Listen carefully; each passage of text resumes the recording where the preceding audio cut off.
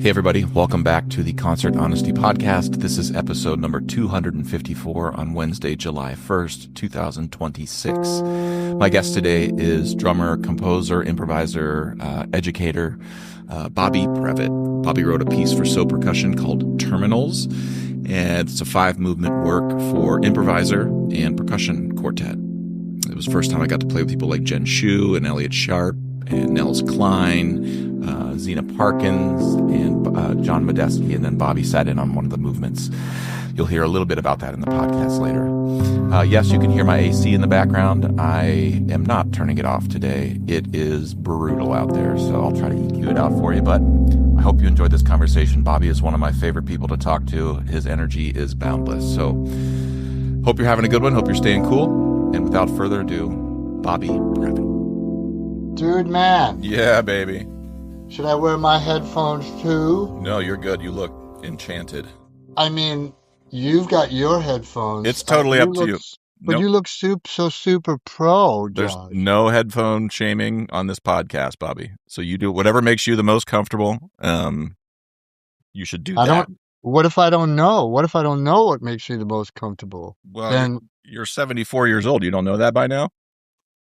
you had to out me in the first 5 minutes I did a little. of this podcast? I did a little research on before a little recon on you, Bobby.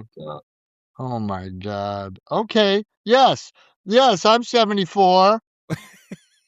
Well, hey, let's go. You want to arm wrestle? No, not at all. We are rolling on my end. You can hear me okay over there? I could hear you great. I'm fantastic. Bobby Previte, welcome to the 254th episode of the Concert Honesty Podcast. I can't remember, and please pardon my ignorance here. Have you been on this podcast before? It took you 284? 54. 254 podcasts to get around to me. I had to make sure I knew what I was doing, Bobby, before I talked to someone of your Good caliber. Good comeback. It's not my this is my third rodeo, Bobby. I don't think I've been on your podcast, well, good. Josh, but you know, it's possible. At this advanced age, I may not remember, you know. Well, let's gavel this to order. I'm so grateful to talk to you. And just so you know some context as to why I outed you. One, you don't seem like a person who tries to hide very many things. No. But also, I took like 2 or 3 years off of doing the podcast. Kind of coming out of the pandemic, I just got tired. There were many things happening. But I kind of was.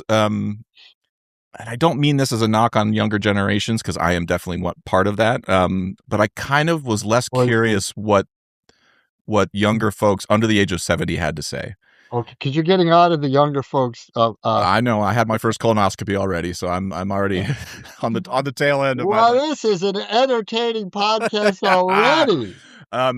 But I wanted to talk to folks who had managed to make it to their 70s and beyond, because I just think that the sort of stuff you glean from life is stuff that a lot of us never get the chance to do. A lot of people don't make it to their 70s, Bobby, so pardon me, I don't want to offend you, but I'm grateful that you're 74 and you still look like you're 24. Thank you.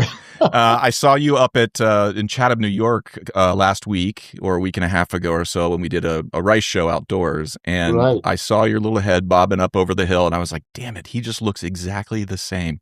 There's not a thing that's changed about that man. Aren't you nice? I would like to get into your career, the stuff you've done with but I kind of am curious. One of the things that, having worked with you and heard about you a little bit before working with you on Terminals with So Percussion, and then getting to see you sit in with folks like John Medeski and just absolutely shred. You've worked with Tom Waits. You've been in the room with Jan Williams and a bunch of folks in Buffalo, But I think the thing that young percussionists don't tell you when you see those posters is that Bobby Previte was 10 years old at one point, just like you. And I'm curious, just as a place to start, could you tell me what 10-year-old Bobby Previte was like? Crazy, kind of a bit of a jock. I mean, I played every sport there was. Baseball. I mean, my father wanted me to be a professional baseball player. Why was that? What? Why? Because I was a hell of a second baseman. All right. And he was a factory worker and he didn't understand art. Hmm. He didn't understand artists or music, or we never went to concerts Hmm. or things of that nature. We watched television and went to church. And that's where I got all my, what I heard. If I heard music, it was either Catholic church organ and choir music or television music, Hmm. which isn't so bad when you think about it. Yeah. But um, no, I could, I was a really good fielder. And to this day, if something falls, I can catch it. I mean, even sometimes I'm not even looking, it falls. I just hold up my hand and I catch it like this. And my wife, Andrea, just goes, second base, second base. But I couldn't hit the curve. Couldn't Yeah. hit the curve. So, I never made it to become a baseball player. But then, I had a lot of energy. And, 10-year-old, I wasn't quite into music yet Hmm. at 10. I didn't, I listened to music, but music was nothing to me. Hmm. Baseball, football, hockey, basketball, wrestling, all those things. Can you That was where? my So where world. was 10-year-old Bobby? Where'd you grow up? Niagara Falls, New York. Okay. The most bizarre place to grow up in the universe. Why do you say, why do you say that? No, well, that would take 5 podcasts.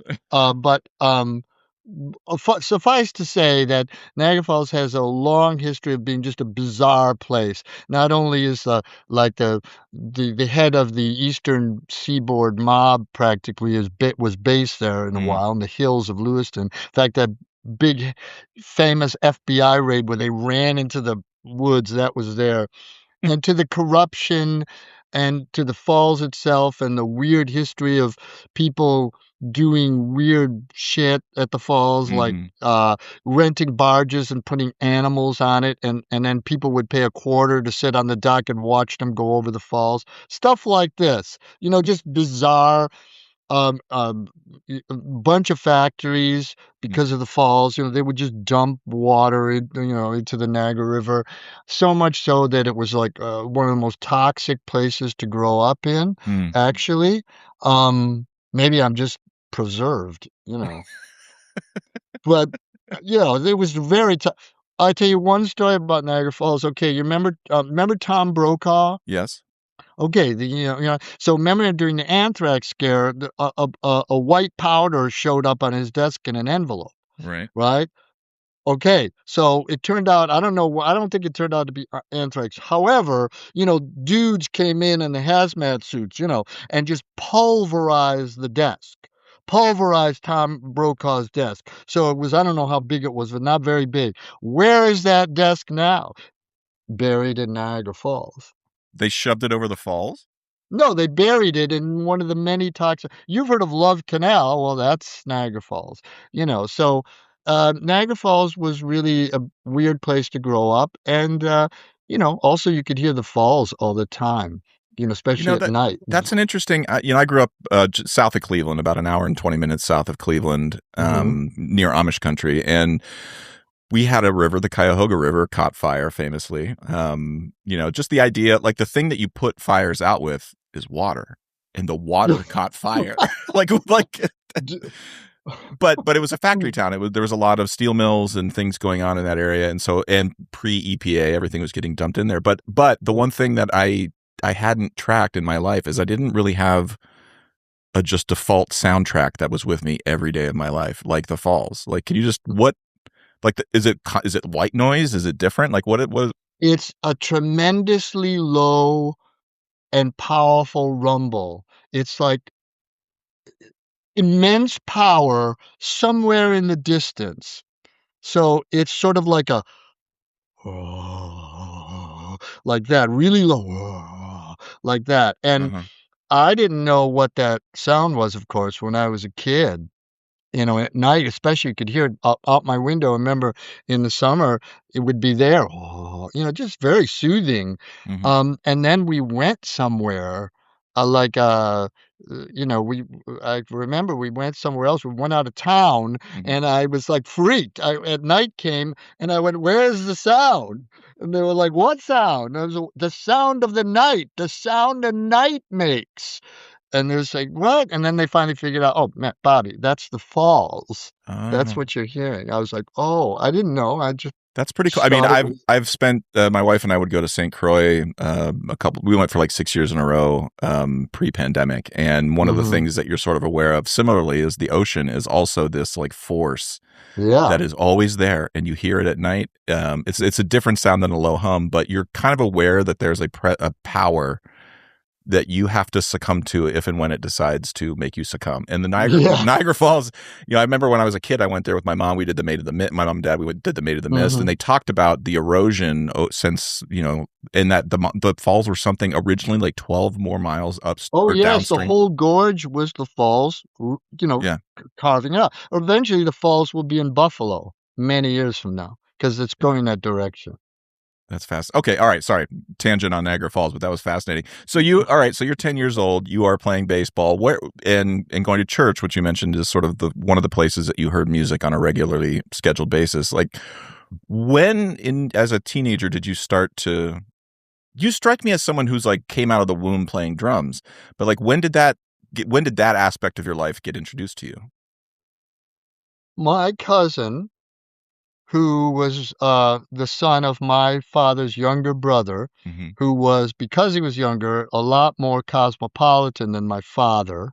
You know, Hmm. my younger, his brother played tennis and ate salad greens. We didn't do that. We don't eat tennis. What? Salad We don't play greens. tennis. Salad? We don't eat salad. Um, but he was very cosmopolitan. He bought his son a drum set. And now, like, because my cousin got everything, I didn't get anything. Anyway, that's another story. But he got a drum set, and I still remember it. I went over, and there was this drum set, and I sat down, and I felt like I could immediately sort of play, but I was overwhelmed by the sound, like literally overwhelmed. Mm, And so I wanted a drum set, of course, immediately. And my father, but that wasn't happening. I was going to be a doctor. I'm the only one in the family who went to college practically. So he was mm, like, "You're going to be a doctor, or whatever." Um, and no, I want, gotta get. No, that's not happening. No drum set. So I made my first drum set, out of garbage cans and peach baskets, upside down. And my cymbals were, I took two plungers, you hmm. know and I took my mother's. Oh, I got in so much trouble. I took her heavy aluminum pie plates, and I put them on, and I nailed the 'em into the top of the wooden plunger, like, no. Yeah, yeah. And, I had I couldn't make a hi-hat, but I had an old, bass drum turned on, like a heavy one, turned on its side, and that was my bass drum, and my beater, my kick pedal, dig this is my greatest invention. I took 2 pieces of linoleum. I never told you this No, no, story. no, no. I'm I I'm took I'm 2 wrapped with. pieces My curiosity is peaked. I took 2 pieces of linoleum, right? Uh-huh. I cut them out in, like, rectangle, and I crimped the edge so they stayed together. Then I took a coat hanger, a wire coat hanger, and I undid it all, and then I took up my baseball bat, and I wound the coat hanger around the bat so it made a spring, and I left part of it straight like this, and then I just took the spring and I put it between the, linoleum and stuck the top up, so the spring was between at the top, and I just simply took a rubber ball and I stuck the rubber ball on top of the Hmm. protruding. So, and that was my man, it was cool. Do, do, do, do. It worked perfectly. How It long was was the great. bat? Did you have to cut the bat in half or something? No, no, no, no, I just did it to the end, and Got then it. I Okay. slid it off. And so I played those drums for a year before I got my drum set, like a long time. So long that, I'd be in my basement with all the lights off with one light shining on me. I would make one night and I would play my drum set. And a guy came over and said, "No, you don't play drums like that." I was playing like melodies, Hmm. which you see, which I still do. Yeah, He yeah. said, "No, you got to play a beat." What? like, you gotta play yeah, beat everybody else gets to play the melody. I was like, "Wait a minute." So, anyway, I was in a band with that drum set, At what and age? So I what age was this well, again? I was 13 13. by And that and time, who 13. and so trying to, were all the instruments in your band also equally handmade? No, no, no, no, everybody in my, neighborhood, they had actual instruments, guitar, bass, and, I had these drums, these weird drums. I started the band, of Bobby, I course, think we call those special drums. Yes. As you like to say, we have in your rider. I remember you saying, like, every time you go somewhere with backlash, it's like, no special house drums. I am not playing. Special drums that some dude made. "Oh, they're great, Bobby. Great. Love them. You must try special drums." Sometimes they're great, sometimes they're terrible, right? So it's like, no. But anyway, I was in a band. I made and then the band got a gig, and, they fired me out of my own band because they said, "Go come on, Bobby, we can't what we can't go to a gig. You can't play a gig like that with that drum set. We can't. What are you gonna do? Take your garbage can to the gig? No, that's not happening." So, I was so mad, and I sat on the corner and I watched them, carry their gear to the church. Well, of course, it was a gig, dance, and I vowed then to get my own drum set. So I marched down to the Niagara Falls Gazette, Hmm. and I got a job as a paper boy, and I saved, like, all my money every week. I put it under my socks until I had enough money to buy the drum set that's right there in my studio now today. No My kidding. Rogers drum set And from how much then. did it cost? $465, as I And remember. that's a ton of money for at that time, right? Like, Oh what year god, would this have been? I don't know, 65, 65, 'cause there's 65. Okay. There are 65 Rogers. I was at a club once, and the sound man said, "Oh, my drummer has vintage drums too, vintage Rogers drums too." I said, "Yeah, but your drummer didn't buy them in 1965." So But what did your dad like? It was your money, but I also, like, I'm sure, what'd your mom do? well, she found the money. She found it when it was halfway there. I had, like, $200. Uh-huh. Keep in mind, my father made $100 a week, Yeah. and I had $200. So I had a lot of money for a 13-year-old, and, because I was religious. I was just like, everybody, "We're going to a movie, Bobby." "No." Let's go get some Coke and" "No." "Let's get Hmm. some snacks." "No." Whatever it was, not going, saving my money for a drum set. And she found it and said, "What is this money?" And then I explained. I think then, they paid some. They said, "Okay, well, we'll pay a little bit." And, and that's how I got my first I just walked in the store and I liked the way they looked, and I said, "Oh, I'll take those, I guess," You weren't like rifling through, magazines, pawning over a specific type. You just walked in and were like, "That looks Well, great." I knew there were Ludwig, Rogers, and Gretsch. That's Mm-hmm. basically it, Mm-hmm. right? I mean, then. Right. So, I walked in the store, and that store had Rogers. So, I I bought Rogers, and then I bought, my first cymbal sometime later. I had to save again to buy a cymbal, Right. That's the thing which they I don't tell still you, that cymbals are like the most expensive part of your Oh drum. god, yeah, yeah, You're, yeah. So I saved and saved, and I went in to buy the cymbal, and I was so freaked out because, the cymbal was like my cousin said, "Well, cymbals are very personal. You gotta really try it out. You gotta really try it out." So I Mhm. went to the store, and I was, ting, ting, ting, and the bell, king, king, and crashing it, like for a long time. Other people were in the store. The guy finally was just like out of his mind and came over to me and said, Kid, what you're gonna buy that symbol? What are you doing?" You know how the pros do it, kid? You know what they do? They go up like this, and they go like this, ding, with their finger, ding, like that. That's all they do, and they know that symbol's good right then. That's all they don't have to do all the That kid. is And not I said, true. That is not true. "Of course it's That's not true." that's But I objectively didn't false. know. I was like, "Oh, well, I wanna be a professional, and, okay, yeah, that's good. I'll take it." It turns out it's a beautiful symbol. I still have it. It's my ride cymbal, and I just never find a ride cymbal ever to compare to this ride cymbal. It's just like killer. It's one of the So, things as a steel drummer, and you sort of don't track that. You look at something like, when I find a steel drum from the 60s or 70s that, on sale, or you see it in mhm. an estate sale or something, I immediately go towards it, not just because it's vintage or it was made by a specific person, but it's like metal was just different then. Yes, And absolutely. Zildjian and those folks have very high standards still today, but Yeah. the standards around oil barrels back then, like that, those things had to withstand a drop test of like 15 feet, which Yep. means it's got to be almost 100% steel with maybe a little nickel in it, maybe. And now, as stuff has gotten, whatever, the metal's just different. And Mhm. and so when I get that, I don't care what they sound like. A tuner, if they can tune this up, it is going to sound incredible. It's going to have a warmth that. And so Mhm. I don't want to speak for your cymbal, but I imagine there's some part of that alchemy that just existed in the 60s that doesn't exist today. Absolutely. No, 100%. Well, as you're describing your parents, in this moment, one thing that came to my mind was, I grew up in a working class family as well. My dad he worked for 7-Up Bottling Company and loaded Mm. trucks for 20 some odd years, and then became a district manager in a warehouse. And my mom was a French and Spanish teacher at a small rural high school about 10 minutes north of us.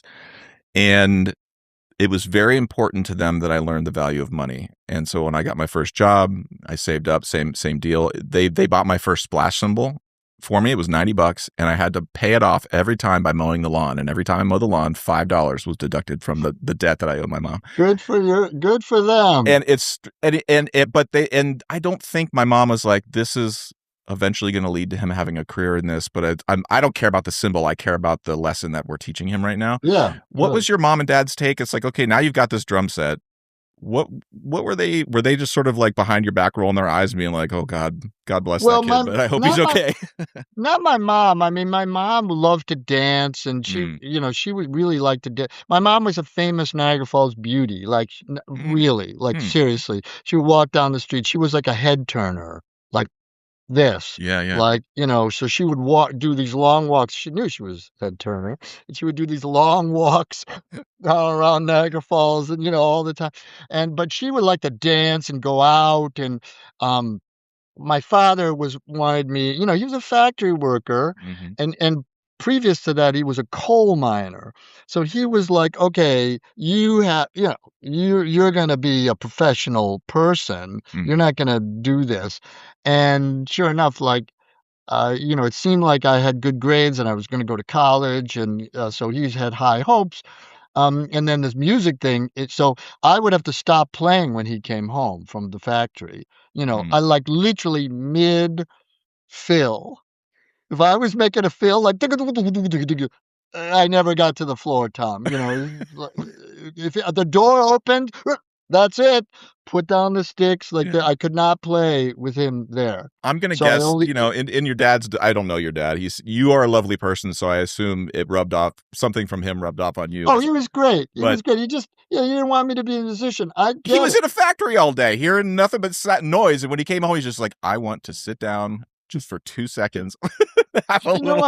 I never thought of that part of He's it. been in a coal You're mine right. all day, and it's like just clack, clack, clack, clack, clack, clack of whatever, Right, and he what comes home about and he hears the same thing, just a little more organized. Like, no, a little more organized? Thank you for telling me. Oh, that's great. Yeah, okay, okay, Dad. All right, I get it. yeah. So, but like, he didn't want me to. He really didn't want me to be a musician. So, I had to kind of do like what I sat that day at the corner watching those guys. I said, all right, I get it. I have to do everything myself. Mm. I have to do everything myself, and so that's what I'm gonna do. But so, what happened was eventually. Oh, after my first gig, I came home and, I finally had a gig, right? Like I Hmm. had real drums and I got a gig and I played the gig and I made $3. Yeah, you did. And I came home and I had the $3 in my hand. When I walked in the door, I held it up to him like this. He was sitting on the couch reading a paper. I said, I told you that you could make money in the music business. And he just, yeah, laughed and, He's sure. like, cool. Are you gonna do it 1,000 more times so that you can pay a mortgage? And sure enough, I probably have, or more than 1,000. I know my dad, my mom and dad were both very supportive of me doing music, but it was That's always, good. um, okay, cool. Like even as a French and Spanish teacher, my mom was like, I go teach today and then I come home and I have to get up tomorrow and go teach. My dad's like, I loaded a truck today. I've loaded 10,000 trucks and I have to load 15,000 more. Like that's the approach you have to take to music. You have to practice. You don't get one at bat and hope to God. I mean, sports too. I mean, you knew this from playing sports that most of your time is failure. Oh, As an athlete, I practiced religiously Yeah. when I got my drum set. I mean, hours and hours a day, every Mhm. day, like Mhm. hours. It, I just practice and practice. And then weirdly, kids from the neighborhood started to come to my basement to watch me practice. Yeah, they would stand around on the sides of me like this, and I would just practice. I don't know what, and then finally, like, I had to ask my father to get them to leave because they were making me, yeah, but the self-conscious. buzz around the hood was probably like, dude, there's this weird kid down the street that has one light shining on him in the middle of the night. We got to go watch this kid. All right, so now you're in your mid-teens here, and when did you start? A lot of stuff is sort of self-taught. It seems to me from what you're telling me, but like when did your studies of music start to become somewhat formalized into where you were working or learning from someone else, other than just listening to recordings and stuff? Well, when I went to college, I mean, But not in I never not in had high school. no, I never had a drum set. I mean, I never had a teacher. Oh. I never had a drum lesson. I still have never had a drum lesson in my life.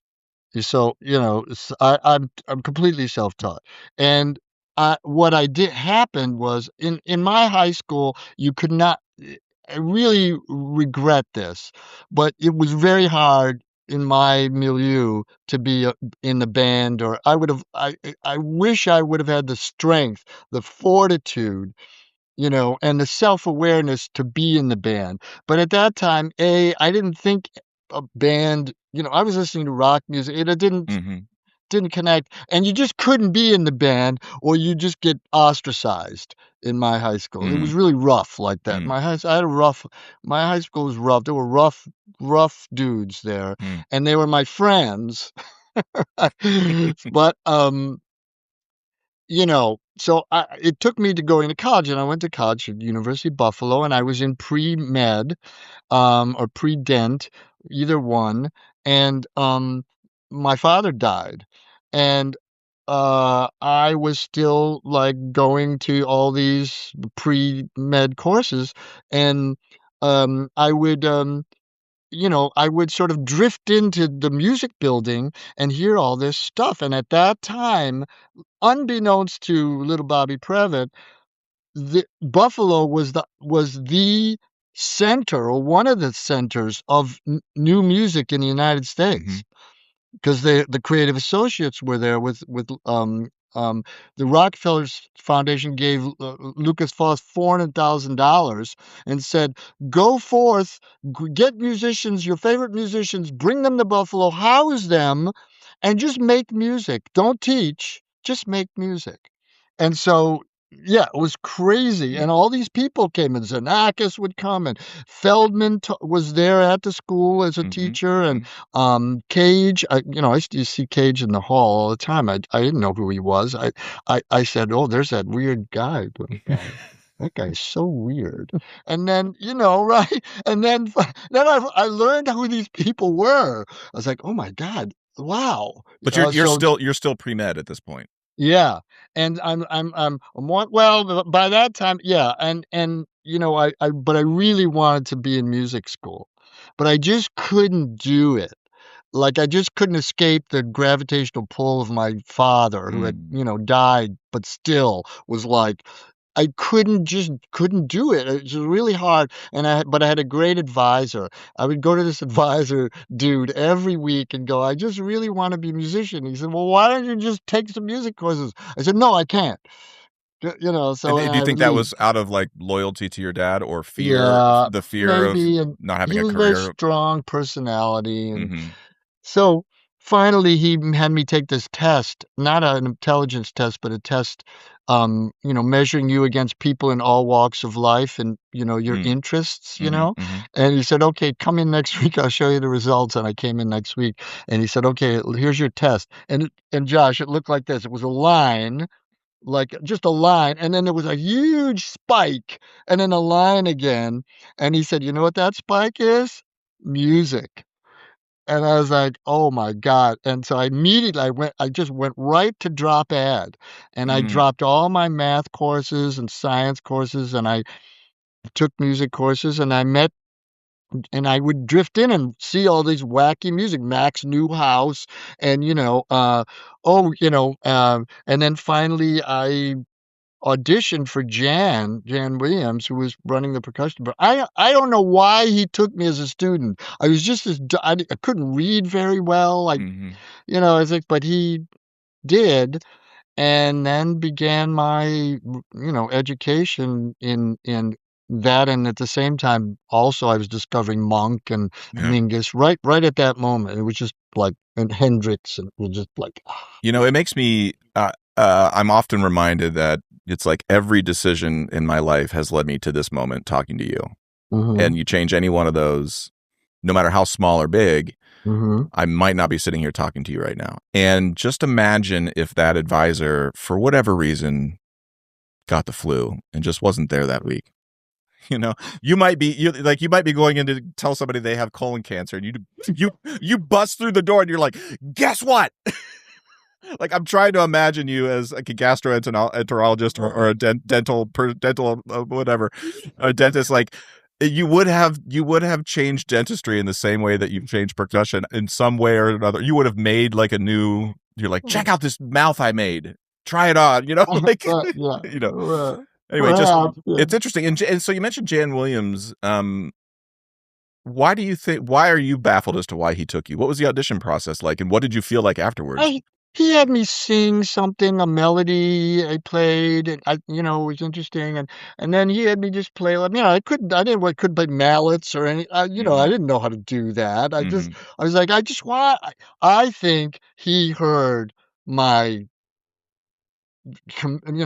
my, I wanted it.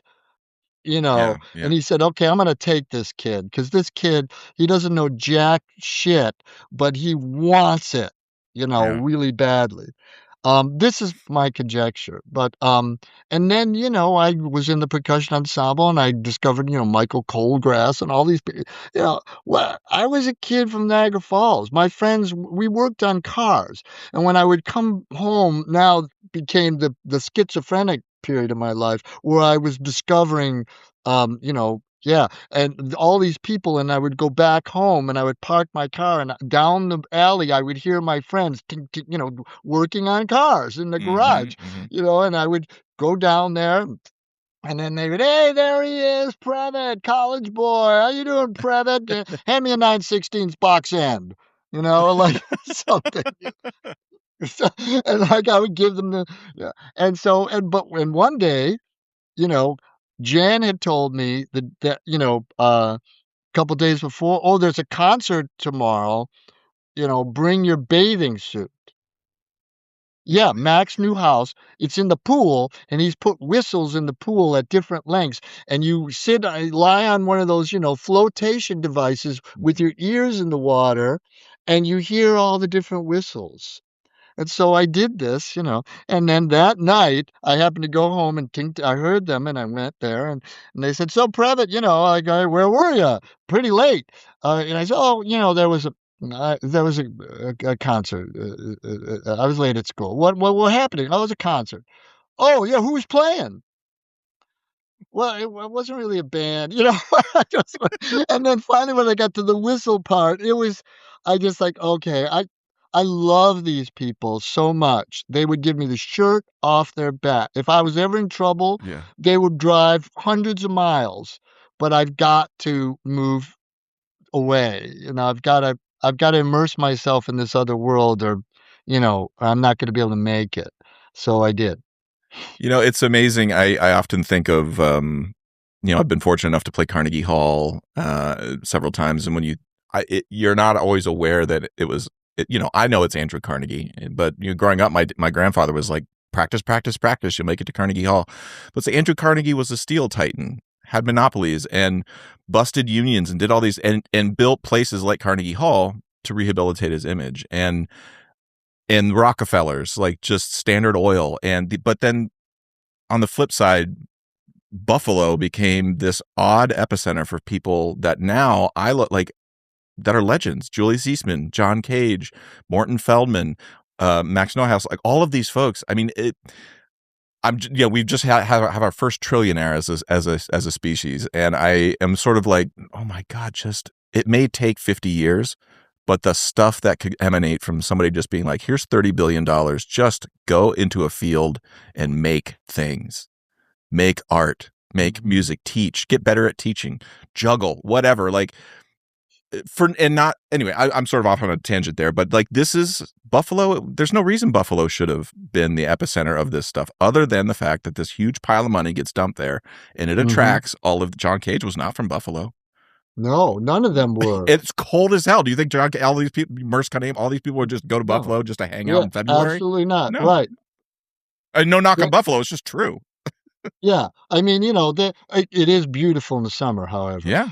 And it's also a beautiful city. But yeah, we're skating into dangerous territory about money and art, Yeah. and how money is connected and how that can be pretty dirty, and that's a real area of discussion. It's complicated, and I'm happy to talk about any aspect of it, or just keep plugging along on the growth of Bobby Previte here. But you go. I just want to it's all I want to say on that topic is that it I think for folks it's nuanced and complicated. It is messy, but it also, there's things that are beautiful that have come out of it. But Yeah, of course. it's lazy to only see the beauty and not understand the mess from which it grew. And That's a very good summation. And so now we can move on. We can move on. So now you're in college, you're around all these people. Were you like, what were the paths as a percussionist studying at University of Buffalo that, like, just, I imagine you still had your dad in your ear being like, a career. You made $3 on that gig, but you want to have a house someday. Like, you might want to have a family. Like, what were the paths for a young percussionist at the University of Buffalo in the 70s? I never thought about Really? that stuff. I never thought about money, career, never. I mean, literally never. I just played I studied, played music. I didn't even think about I'm going to be a professional musician. Everything just kind of happened, and I just loved music, and then I started to play around in town, and and then finally I graduated. I did know I was never going to be a classical percussionist. First of all, I wasn't interested in that. It was too for me, it was too set. How do you mean? What? How do you mean? I think I know what you're talking about, but just There wasn't enough improvisation in it for me, which is funny because I when I was in school at Yale, there was a hearing teacher. She taught this class called hearing. She didn't like the word ear training. She's like, we're not training your ears. We're training you we're talking about hearing and why you're hearing what you're hearing. Why does the 5 chord, why is it different than a 5/7? What's the purpose? What's the intent? Why is it interesting when it goes to the 6 rather than the 1, et cetera, et cetera. And I took a lesson with her on Bach, and I played the first Bach cello suite, and she stopped and she's like, why are you being a prude? I was like, what are you talking about? She's like, Bach had like 23 kids in a gig every Sunday. Do you think? And she's like, he invented the lead sheet. Right. Like, figured bass is because he would go in there and just riff. Yeah, improvise all the time. And history has sort of catalyzed that or sort of shellacked it in a way that makes it feel like Bach started off with, like, every piece he wrote was just divine from the heavens. It's like, no, he had 23 kids he was trying to feed. He had to write a new mass every Sunday. And there's no Mhm. way you can sit down and write all that stuff out perfectly. And then he's in the moment and he's like, oh, wow, the sun's beautiful. And so he improvises a different thing. Like, Right. but that I wish I had that conversation with somebody when I was 15 rather than when I was 25, because it just hit differently then. Right. I mean, and the concertos were improvised at one point, but then they got codified in Mm-hmm. Beethoven, and, it's, um but, for a percussionist, for what I was never gonna be a good enough percussionist, and I knew that. I Mm. started too late. I wasn't gonna be a good percussionist, I so there were both those things. I really kinda wasn't interested, but I also couldn't have been. I couldn't ever have done what you and Eric and Adam and Jason do. I couldn't do that, and that's why we had that hilarious discussion at one time at 2 weeks after I met you Mm-hmm. when I said, "You guys are incredible," and I don't know, I was saying stuff like that, like, "Wow, the way you can," you just and then the way you play the mallet instruments is amazing, and then it came out that I did the mallet the bass member on Tom Waits, Yeah. and you guys just, like, fell out. Mm-hmm. Like, you were like, "What?" Well, yeah, I mean, you also this we'll get to it in a second, but your piece terminals that you wrote for one of the movements, it's all different 5 movements for improvisers with percussion quartet that is scored out. We're not improvising, and Well, not all not no, a little you are. to a certain degree. But my score, I was reading a score that you had printed out, Yes, and yeah. one of the movements was with John Medeski, and I remember the first and seeing you play with him in a few occasions where you're just up there, you guys are ripping, and you're in the spot improvising, and he's doing what he does. And I remember the first time playing with him feeling like, those those like people are like, I want to go up into it. I want to go up in an F-16 fighter jet. And they're just like, woo. And when they take off, and all of a sudden the person in the back is just like, like passed out. Like, I was like, oh my God, like this, why didn't you tell me about this, Bobby? And so in that sense, that was when I realized I can't actually do what you do. Like there's levels to the game. There's many games and there's levels to each game. Yeah, And of course. you're That's the beauty. the language that I think you all speak in the improvising world. And I use that term very vaguely because there's many Yeah, yeah, aspects to of improvising, but course.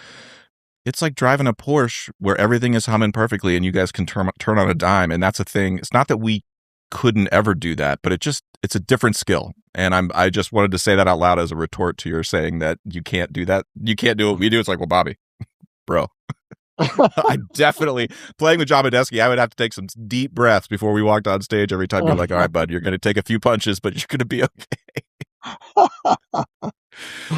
So tell me about, like, you graduate college. What's next? You've been around people like Julius Eastman, you and John Cage and Morton Feldman. You're walking through the hallway with these people. What was next for you? How did you when you graduated? Well, then became started my I started my education, my street education continued because I had grown up before I went to school. I played always in bars, and so I learned to play in on gigs in bars, and then I had that weird 4 years in the university where I Hmm. studied percussion, and I was introduced to jazz, and then I went back to the drum set, you know. And in fact, I remember I started to accumulate some break drums and, Hmm. all the stuff that you accumulate. And I would start to bring them to the gigs. And it turned out I was playing so much of that. Like one day I just looked at my drums in the corner and I just sort of was like, I'm sorry, like I've been neglecting you. And so I just sort of I got rid of all that. I got rid of my paint cans that I made the paint can thing Yeah, with yeah. the frame, how you would do that. And I just got rid of it all and I just kept my drum set. And then became my history of playing with people and I just played around in Buffalo. I had a short side trip a year in Southern Indiana, which was a weird time. But then I came back to Buffalo and then I decided to move to New York, But you know? the way I met you though was I knew of you, but I my first time in the room with you was as a composer. Yeah, well, I And started so writing music, yeah, when in did Buffalo. it was that when you were in school with Jan? Yes, because I had a trio and we would just play each other's music. Yes, yes, with jam. Yes, because in high school, the trio was a six-piece group with two guitar players and two singers and a guitar player, and they quit and only left me and the bass player and the piano player. Every And the band bass you player, start, people quit, Bobby. What's going on? What's going on? I know, it's yeah, they can't take it. Um, And I remember the bass I said, "Well, that's it for the band," and the bass player said, "Why? We could still play."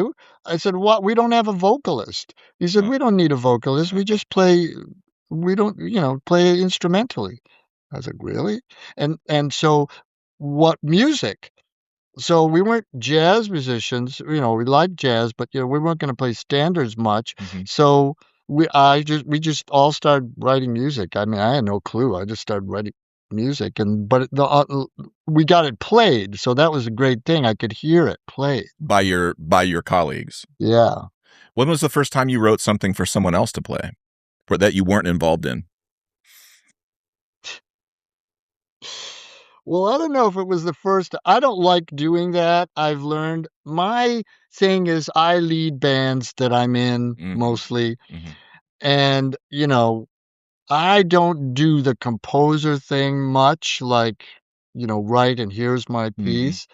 I remember just I had one experience, one it wa s it might have been the first. I don't know if it was the first time, but I wrote this, horn there was this horn band, I'm not gonna tell you who, and it was like, 6 or 10. I don't know, I wrote this whole piece, and they had an evening at a symphony space, and mhm, it came to my piece and had this long, kinda slow-ish section with a soprano sax solo on top of it, right? mhm. Okay, first, they start doing this section like 15 click 20 clicks slower than it's supposed to be, right? So it's really slow and it goes on for a while. It's really slow. And I'm in the audience going, oh my God, oh my God, oh my God, it's so slow. Now, of course, if I was on stage, but I have no control. It is so slow. And then I'm looking at the sax player, and he's looking around, and he's listening to them, and he's totally forgotten that he has a solo the entire time. So all it was this dirgy riff over and over, and I was just died of 100 deaths. It was terrible. But did anybody in the audience know? Like, Well, they was didn't. this an experience that you alone were having? I'm sure, And but if it so, wasn't. does that mean it shouldn't have happened? Well, this is another conversation, exactly. Because,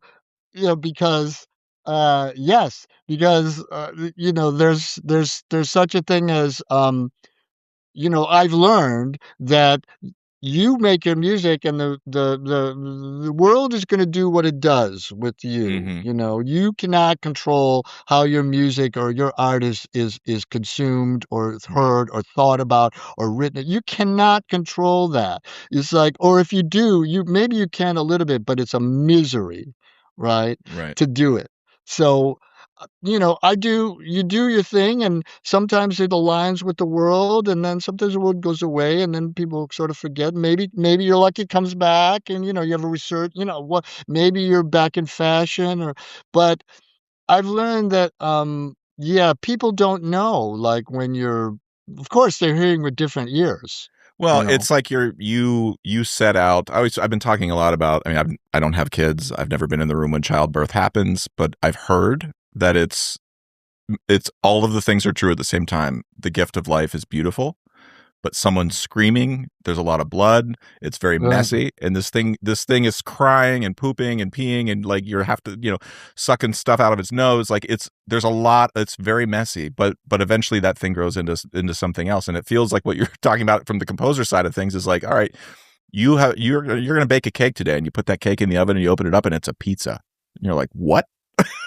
But Or everybody at else is least like, pizza's awesome. This is great. right, exactly, or at least, I don't consider myself I did a soundtrack once of a Hollywood movie. It was not a big budget, but it wasn't a small budget either, and it turned out to be a misery like they usually are, and, um, but, it got to be so bad, like, what was represented to me and what they actually wanted, but I was already in the project, so it became obvious to everyone that I hated what I had to do, right? Mhm. But I'm professional, and I said, and then we would laugh about it. And I would say, okay, this is terrible, but I'm gonna, and and they would laugh at me and say, accepting the Academy Award for music, I'd say, ha ha, and Mm. but I remember once, like, the director and the producer said, "You'll see when everybody loves your music, I'll say, "Well, you'll love it too." And I said, "No, I won't." I said, "Look, my opinion of my music is only my opinion. I don't even think that that's the final Mhm. definitive opinion. I'm just one of many. You write your music, you put it out. Your opinion doesn't count for it at that point any more than anybody else's, Yeah. right? And it's like, or your experience of it. Your experience is your experience. Everyone else is their experience. They're all equally valid. So who can tell what's good, bad? No one, Mm. you really no one, to be really honest, but we do it all the time. "Oh, did you see that concert? Oh, it was terrible," Oh, yeah. Yeah. T We're but we're humans, and it's like when you're amongst friends, the circle of trust, you start to that's when you get judgmental, and you just, "Oh, it felt good to get that out. I just needed to say exactly. that." But But you never know, and so, anyway, at that moment, by the way, I realized that that was so Hollywood. In Hollywood, the criterion is if you make money, it's good. If you don't, it's bad. There's no other good or bad. There's no, "That was a great movie. It didn't make much money." No, movie was terrible right. because it didn't make a lot of money. It's just amazing the headspace that they're in over there. Well, I wanna jump to terminals now, and just as a composer, one of the things that I've been very fortunate to work with a wide swath of composers, young, old, like, Steve Reich is in his 80s. Mhm. I've been in the room with Terry Riley, Caroline Shaw, who's my age, David Lang, Julia Wolf, like just a bunch of different people to get to see everybody's unique take on not only composing, but collaboration and how that goes Mhm. about. And I'm really grateful that you told me the story about you with the light in your basement as a kid practicing, because like there's no reason your friends were enamored and they had no idea why. They wanted to come watch this kid in the basement play with a light on because there's no reason this should work. There's no reason this doesn't no anybody else doing this. There's no reason this can work. And when you started working on us with terminals, the movement that you wrote for yourself, there's a moment where I have a maraca in one hand and a bullwhip in the other. And you were like, "All right, this is the spot where you're gonna come out and you're gonna crack the whip and shake the maraca like there's 100 rattlesnakes around." And I did it once, and you were like, "Now scream hiya when you do it." And I was like, "What?" You're like, "Yeah, like an old western." And I had to practice. I had to practice my bullwhip in the backyard. I remember your wife, She though, oddly, she hooked you up at the bullwhip. she knew how. She was like, "You're doing it all wrong." And Yeah, I give me stopped. that I was thing. like, You do it like this. I've been with you for 15 years at this point, and this is a new thing about you I didn't know." Like, and but You're so welcome. yeah, thank you. But one thing I love about your music, and it's the same for all of those five movements, is that there's just no reason it should work. But for some reason, everything in there is absolutely like, yep, this is the inevitable next step. If you take from the beginning, that seed will have had to have grown into this bearded man cracking a whip and shaking a maraca and screaming "yeah," while Jason and you are raging on drums and playing spoon. Anyway, sorry. All that is to say, what do you love most about collaboration? And maybe in that project in particular, felt like one of the more organic collaborations I Mhm. think I've been a part of. And I'm just kind of curious, like what do you like about that sort of approach to music? And what was it that, I mean, am I off base? Do you wake up every day and be like, this is going to work? Or are you like, let's just No, like what, how? I have no idea, but, I'm a better collaborator. I get better all the time, Mm, and I'm a much better collaborator now than I was even then. mm, I think the deal is, first off, you gotta pick your people, and everybody's got a superpower, I don't know. I think, I've always been able to figure out who to work with. This is one thing, or to put people together. No, in your case, it didn't really matter. You were a group, although I did put you with Jen Shu and, mm, DJ Olive, but Zena Um, Parkins and and Cena Parkins, Elliott oh my Smith god. and Nels Klein eventually at one Yeah. point. We played with him on Um, one of those movements. but, Elliott Sharp. Elliott Sharp. Sorry, not Elliott Smith. My bad. Yeah, did he play oh, yeah, he did, I've forgotten that, Did that's the right. recording, I believe. Yeah, no, that was Nels. Um, oh, we played with him in Boston, I believe. Yes. Yeah, we played with him in Yeah. Boston. Um, y so, I like, for instance, my new record is a quintet, and I have it's called Second Arrow, and I haven't had a y I made my bones in small band music for many years.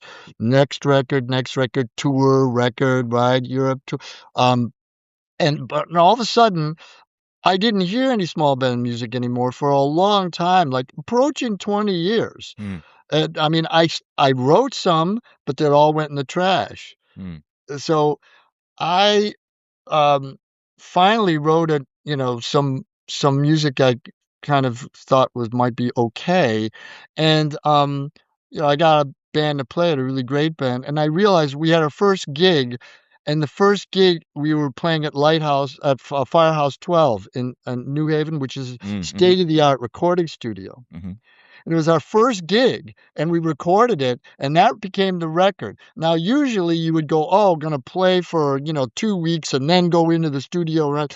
But what I realized, Josh, is that recording is the most is the it has the least amount of Bobby Previte that there will ever be with that band. mm, Because the next night was more about Bobby Previte because they knew the music more. The next night was more about Bobby Previte, but that night was the least amount about me, mm, and I loved that about it. mm, I loved that about it, and I loved that they didn't play all my themes perfectly, and it was a little sloppy and rough around the edges, and they replaced something that I wrote with something else maybe better. I mm. I right, who am I to judge? I don't know.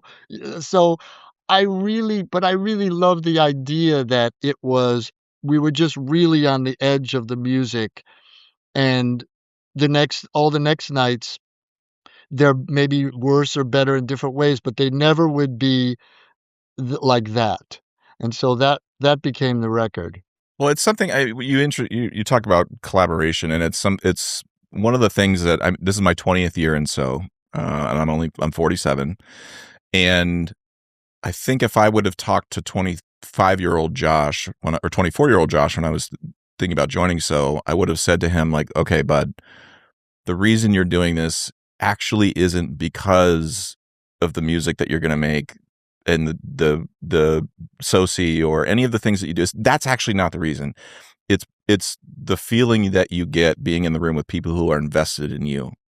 Mm, And I'm now so grateful that when I walk on stage, it's like the one place that I have zero fear. Yeah, shit's going to go wrong, but like I know that those other three guys are listening to me, and when I play, they hear me.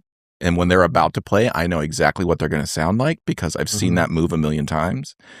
And I'm curious if you like at 74, is there something that you would go back and tell 24-year-old Bobby, like, listen, bud, trust me on this one thing that you maybe are worried about, or that or you just don't know about, but like this is the thing you're actually going to learn when you're 74, and just trust me. So there's nothing what would you say to 24-year-old Bobby? Or even 10-year-old Bobby who's scooping up grounders at second base? Chill out. Like, get don't try to control everything Mm, all the time. Let music will happen if you just get out of the damn way. mm, If you just get out of the way, music will happen, and I mean, this is something I really didn't understand. But that's, I think, what I would say. Also, don't burn any bridges. We all burn mm. bridges, and um, you know, I I burned some bridges. Uh, not a lot, but some for sure. I would have not done that, but mostly, I think Why do you think? what? Why is it worth preserving the bridge at all costs? Well, the bridge because a lot of times you are making these decisions based on what? Okay? Based on what you think. It's the same thing about judgment, like judging music. Like, Mhm, okay, we have to judge, I guess, but judgment can really stymie you, if it's too harsh or if it's too, immediate or, and so we change so much. 10 years, 20 years, we're all changing. Then you look back on that and you say, "Oh, really? I had that reaction to that person or that thing, or why did I do that?" mhm, Um, I think it's just difficult when you're younger to have a wider perspective. Also, when I was young, I was really directed. I mhm. wanted to come to New York. And in some ways, it's hard not to be. New York is rough, and if you go there, you gotta really put your pedal to the metal, Yeah, right? Or yeah. a lot of times you get left behind. But, I think I would have just, been a little bit more accepting of everything, and not thought I had the answer all the time, all the Mhm. answers. And that's a common thing I think when people get older, they realize, of course, how much they don't know. Well, it's one of the sort of burdens of youth is that every time you experience something, you think it was your idea and it was the first time that anyone's ever experienced it. and I say that to try to be self aware because I still have those moments of like I can't believe this is happening, and then you just open up a history book and you're like, oh, there's been generation after generation of people who have had these same concerns and issues or approached music and I thought an original idea that I had one time was so I came in, I was like, guess what? And it's like, oh, Merce Cunningham did that in 1932. You're like, oh God, okay, come on now. Um, but yeah, But there is room though, you know? There is room for freshness and, it's only you don't have to reinvent the wheel, If you could just move someone from here to here, boy, that's enormous. yeah, You've done an enormous thing. Like, it's not like "Oh, I wanna really create something completely new and really." Yeah, real well, as you said, that's really difficult. But just moving someone a little bit over is beautiful. I mean, that's if you can do that, it's amazing. I tell my students sometimes, if you have too many ideas, that's the first thing. They all have too many ideas. There's like 20 billion ideas going on, right?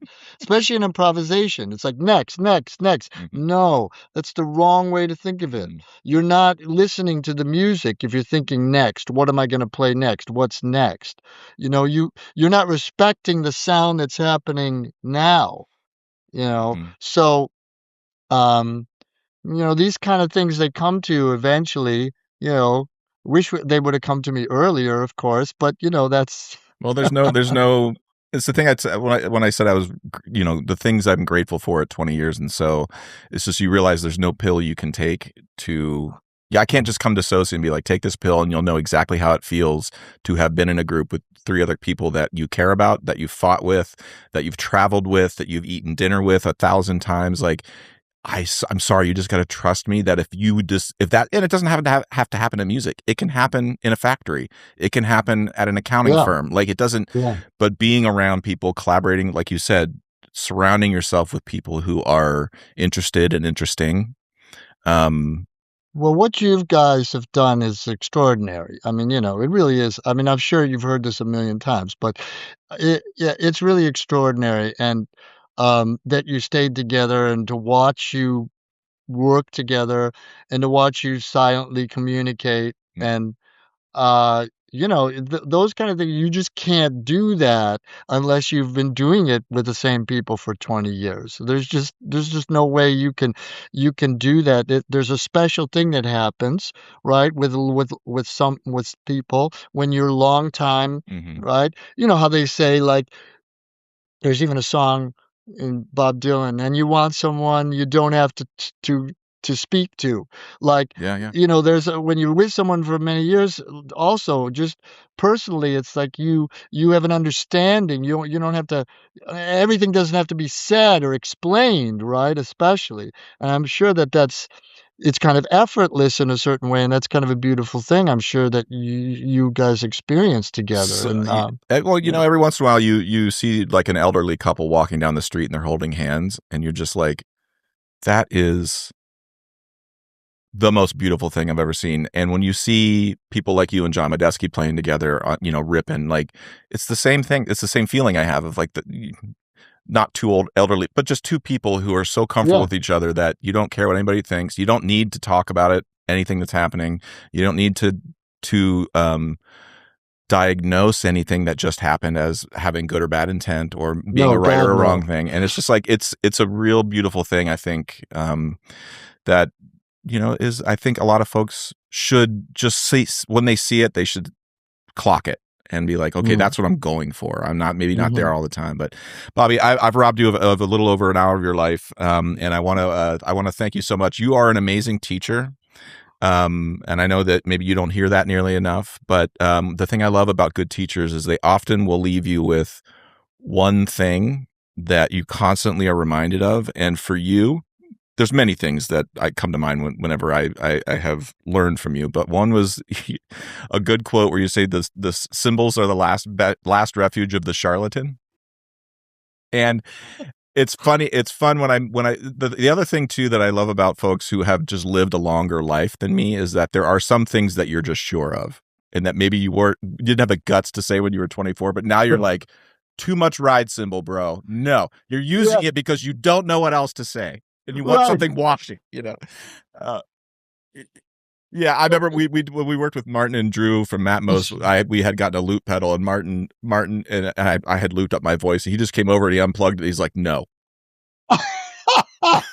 I hear you discovered the loop pedal. Not with me right now. I don't have the time for this shit. And it was like, it hurt, but I was like, but now I'm 47. I totally understand what he said, That's awesome. why he said that.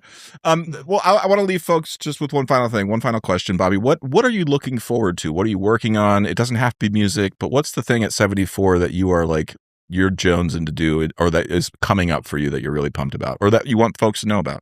Well, I have a new quintet record. I I've also just recorded, I was just working on mixing it, another quintet, a sextet record I used with musicians from Vienna Mm-hmm. that might come out. And I'm working on a suite for my big band. I have a big band, by the way, Mm-hmm. that I plays every Sunday, the first Sunday of every month in Catskill, New York. We took the summer off, but and it's really fun, really great.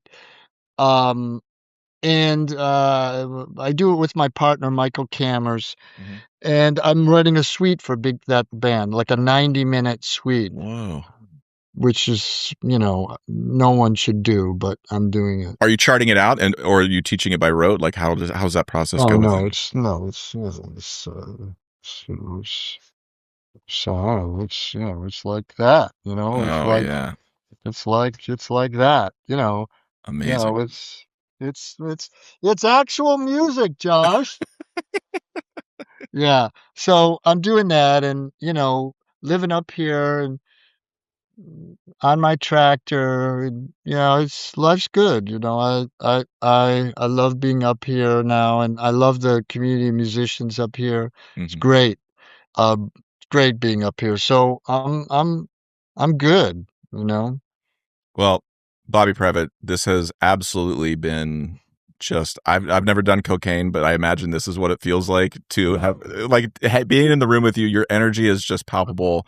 And I suspect that one of the reasons you'll make it to 84 and then 94 is that there's something that happens to the brain when you are just constantly curious and looking around and excited about things. And so I hope, from my perspective, that's the reason I like being around you. When I saw you walking up in the field the other day in Chatham, I was like, You were the first one that Bobby! saw you were the first one that saw me. I told Andrew and my wife, I said, "Josh, I walked up this hill and all of a sudden from the distance, Josh was what?" I have a Bobby Previte alert on my phone that anytime you're within like a 5 mile vicinity, I get like a little buzz and I'm like, he's here. He's here somewhere. He's in the woods. Well, Bobby, listen, take care of yourself, and I My man, hope to cross paths with you again soon. And just really grateful. Thank you so much for doing this. give my love to all the boys, all All right? right, we'll do, Bobby. Take it easy, buddy. Okay, man. I'll see you. All right, see you. Well, I had a blast talking to Bobby. I hope you did too. And he is just one of a kind. And I wish him all the best. And I hope to work with him again in any context in the future. All right. Joan Tower is up next. She was supposed to be before Bobby's podcast, but we had a little bit of a technical issue, so we're going to do that again on Saturday. But I'll post it whenever we're done. Looking forward to talking to her as well. Hope you all are well. Hope you're healthy. I hope you're happy. I hope you're surviving the heat. And I hope you're talking to people. Alrighty. Love you. Take care. Bye.